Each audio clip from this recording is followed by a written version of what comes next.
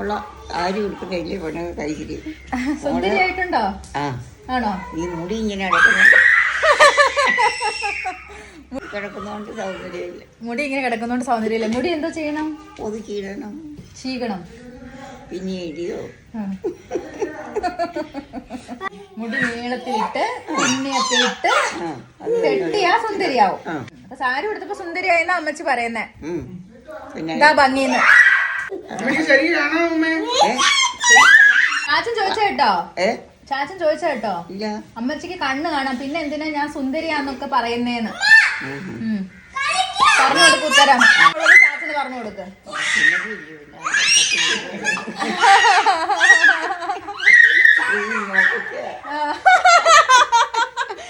പൊട്ടുവിട്ട് ചിറിയും ചമപ്പിച്ച് ബാക്കി വരട്ടെ, മുടിയും വെട്ടിക്കളഞ്ഞ്